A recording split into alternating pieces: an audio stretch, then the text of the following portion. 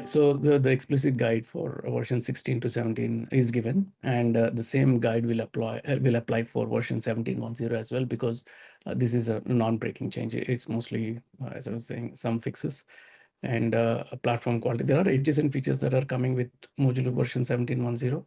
I'll try to highlight them in the platform quality and security side, because they're adjacent, as I was saying, to the feature set, but are quite critical or important from a quality and a security standpoint.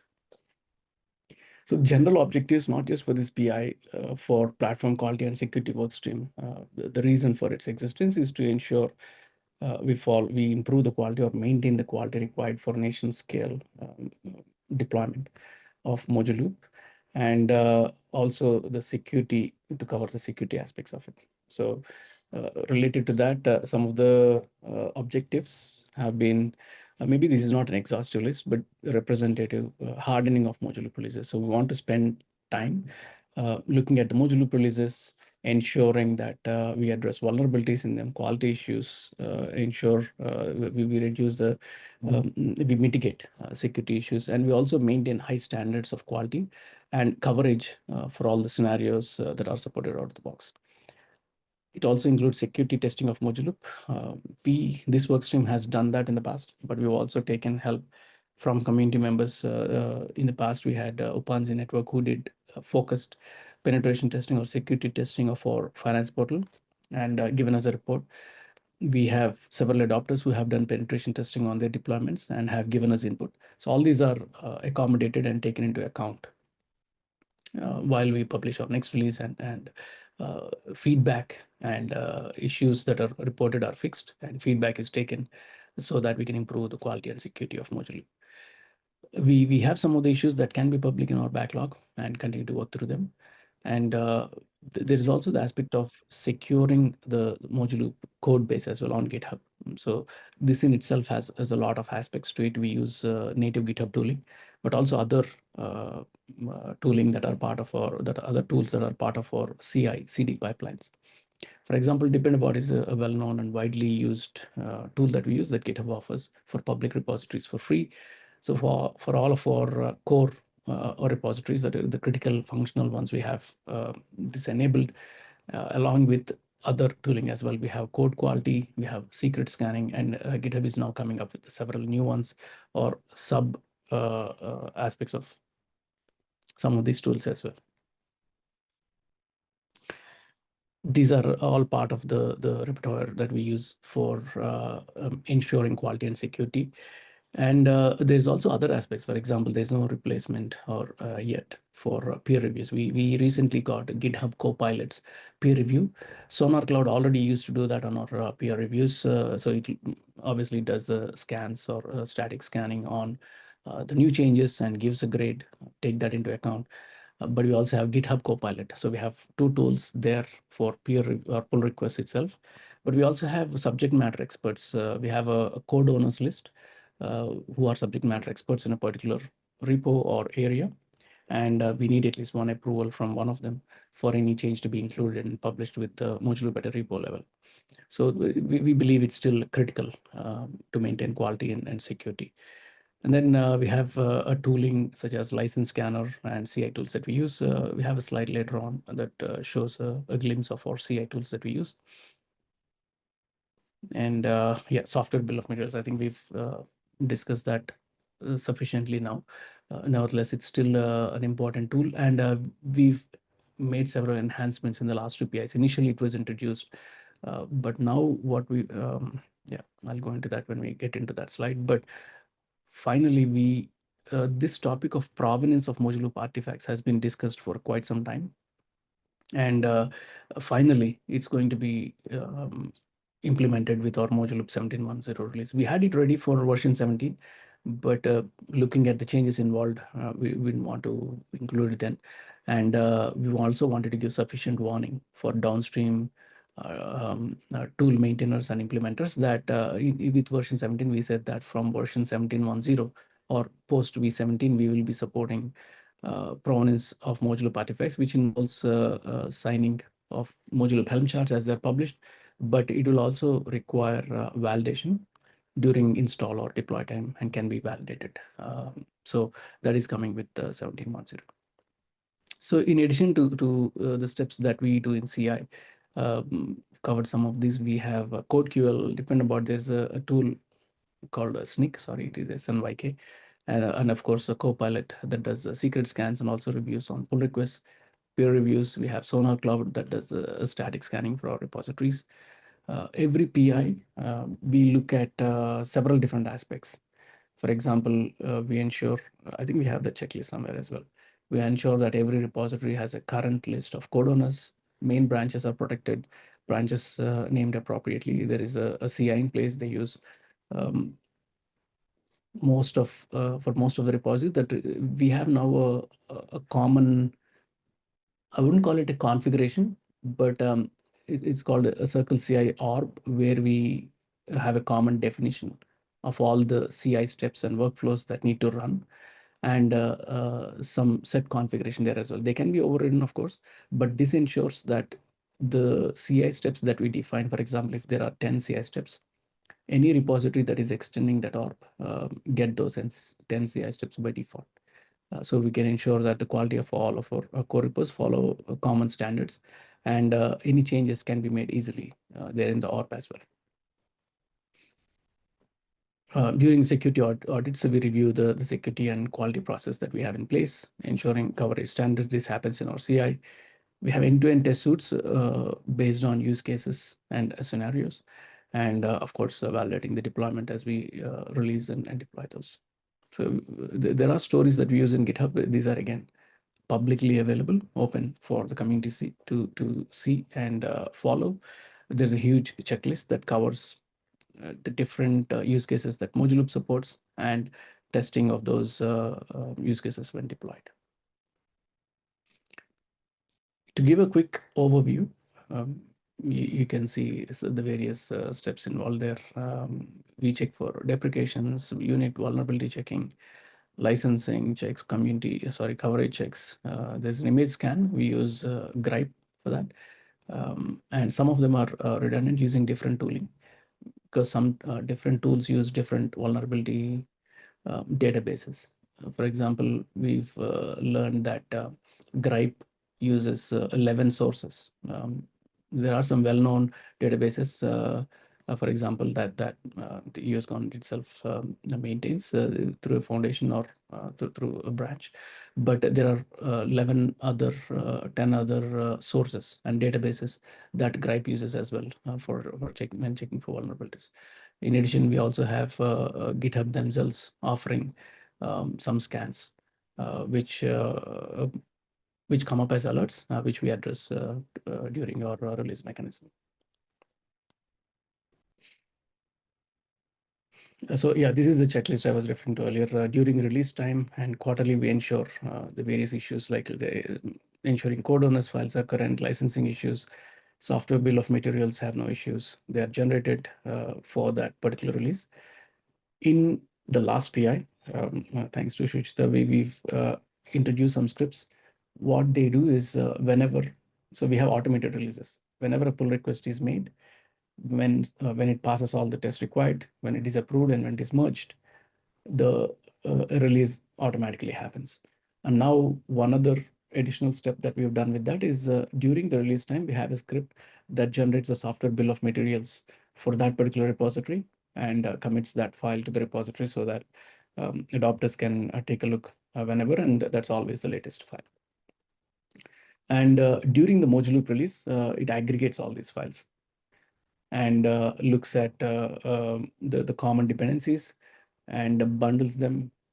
So let's say there are 10 services that are using a particular dependency, then all those 10 are listed. Along with that, for every dependency, it has some of its own attributes, such as license, the publishing date and time, and the owner, those kind of things, and all those are included.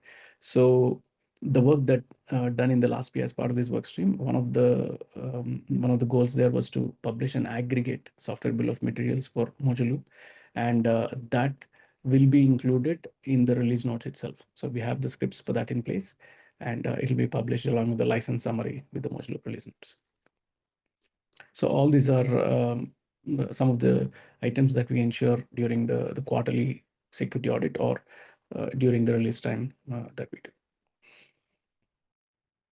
So provenance of Helm charts, I suppose it can be extended to other artifacts, but right now we took this flow that was initially developed for Mojaloop by some security architects at the time, and implemented that in the last two PIs, where the Helm charts that are generated and published to GH pages, now they will be signed during publish time, and during deploy or install pre-install steps by adopters or downstream users, these can then be validated. So we've covered one gap of provenance there. In the future, we want to extend it to other artifacts as well, for example, or Docker images.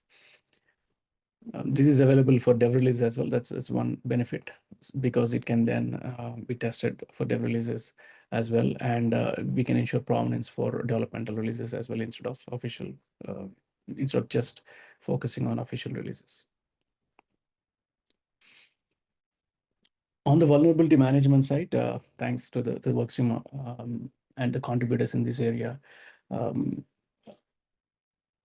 so we had a lot of input from the implementers of the DRPP project, and we were able to take that into account, and in some cases address what was necessary. So we are addressing some vulnerabilities that were reported, not in Mojaloop as such, but in the third party dependencies, and we are ensuring that these are mitigated for the future. Along with that, another huge mitigation mechanism has been documenting it itself. So what the process is, what is the process for addressing vulnerabilities, so that even the community contributors can easily address those themselves and contribute towards making the module release that is free of those.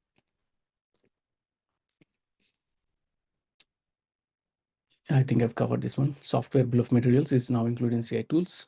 This feature is now well documented. We've improved the performance. The presentability of this has been improved as well. Shishita is traveling today. She couldn't present, but we also have a neat view, like a web-based view to see what the various dependencies are. I can show a raw view quickly, but we're also going to have like with a new UI on how the aggregated dependency would look like. Let me see if I can quickly share one aggregate file, how it looks like. Just give me a moment as I open it.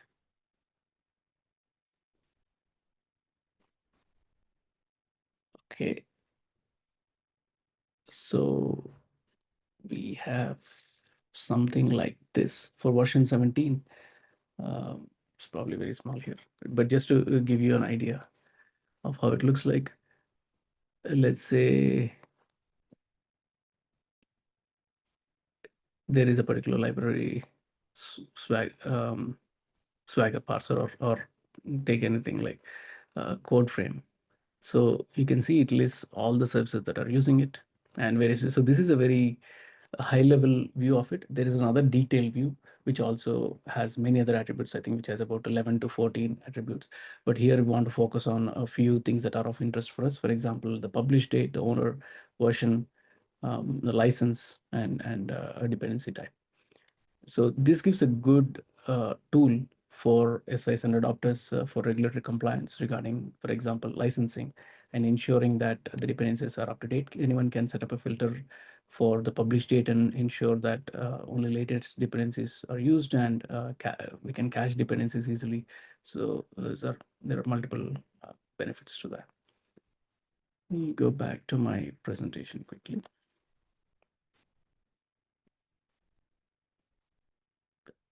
Yeah, image scanning, we covered that. And roadmap. I'll wrap up with this. I think we are about the hour mark. So I'm thinking we are at time. So in the future, we want to support improvements that are being made to auditing capabilities as well. We started capturing the requirements, and one of our adopters and system integrators has developed an auditing capability that was presented at the design authority. But even out of the box, want to focus more on auditing capabilities of Mojaloop in the future. along with other items we've discussed, such as hardening of Mojaloop releases, vulnerability management. We also want to improve on several other aspects. So far, our focus has been on items such as vulnerabilities reported by Dependabot and code quality. But there are also recently issues reported by GitHub's code quality scanner. So these came up recently in the last 2 weeks.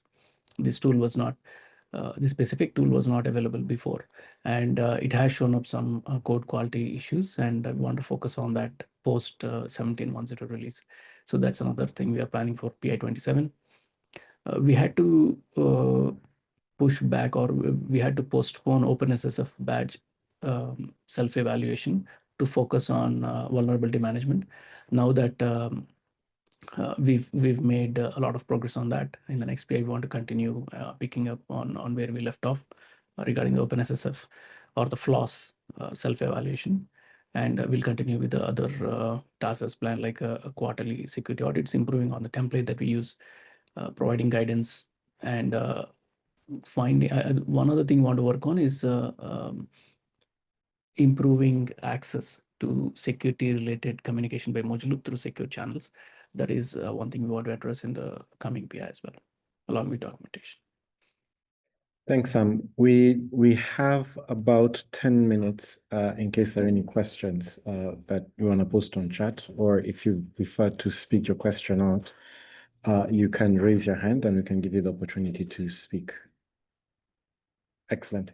Some of the links that Sam was referencing were posted in chat, but I also recommend that you join Slack and join the Mojaloop community channel for any, just to follow up on some of those questions. Miller, I see your hand raised. Go ahead. Yes, greetings. Good morning, everyone. One question from me, Sam, would be whether you could organize through the Slack channels interested people for I guess an online walkthrough of an upgrade process. There's good documentation in the system for this, and so as a pre-read, folks could go through that, as each will have to develop their own strategy, right? Everyone's going to be making some form of integration or other changes they make to the source code. So this won't be one of simply take the new images and drop them in. Everybody's situation will be slightly different. And so perhaps you guys could develop with the community the focus areas that kind of interactive session could take. I think there'd be value in that. I don't know if other people would jump in on that point, but thank you. And this is a great presentation. I really appreciate this and all the detail. Thank you so much. Thank you, Miller. Thanks, Miller. Yeah, go ahead, Sam. No, I was just going to highlight that I think we got a thumbs up from Jerome. So I think the sentiment is shared, Sam. For sure, yeah. I'll take that as an action item. I think we've improved on what we had before. We have a good document as Miller was referring to, but this sounds great. Actually, I think we did record a video, but having an interactive session definitely makes sense. Maybe what we'll do is we'll also add that to our release checklist to make sure that every time we have a breaking change or a new release, that we do an interactive session for those who are interested in doing an upgrade, demonstrating that and answering questions. Yeah. In particular, I think it would be helpful to think through the source code level integrations. You do have a point here when you make a release of the order in which you want to see the repos updated so that dependencies aren't broken along that path. It's not perfect, but it's certainly the best order to be doing things. Each release will have its own little special issues. Yeah. But I think especially as people have to reintegrate their source code changes and integrations, that would be a useful addition. But thank you. Yeah, I agree with that totally, Miller. And I think we might uncover that for some adopters, the initial upgrade might be an issue, but once that is done and a process is in place, they'll know in the future how to accommodate for Mojaloop upgrades and also maintain their own customizations on top of that. So I think this interactive session might be helpful with addressing those kind of issues. Thank you. Sam, I have one question for you. For those people out here who would like to participate in the work to improve our platform and quality and security, or perhaps to get involved in the release process, what do they need to do? Please reach out. We have a channel. I'll share the link to the channel in the chat just in a moment. And all the links that I also wanted to add, Simon, all the links that I've discussed are there in our in the presentation. If we are able to share this, maybe we can upload these to GitHub somewhere or any other location that you decide. But these are there in the presentation. Let me share the link to the channel that I'm referring to quickly. Copy link. Okay, there it is. All right. So for all the folks who want to participate or talk to Sam, please join our Slack, and that link should allow you to as well. Join the channel, and you can then directly actively participate in the platform quality and security as well as the releases conversation. Yes, there we go. Sam, any closing thoughts? Appreciate all the community contributions. I think we've reached a place where we're not just receiving contributions from core team members, but adopters, SIs, and independent voices contributors, which is fascinating. So obviously, we want this to take off, explode, and have more and more. But thankful to all the contributions who have made this happen. And your names, for those who have commits in the repository, your names will be in the release notes. So I appreciate that. Thank you.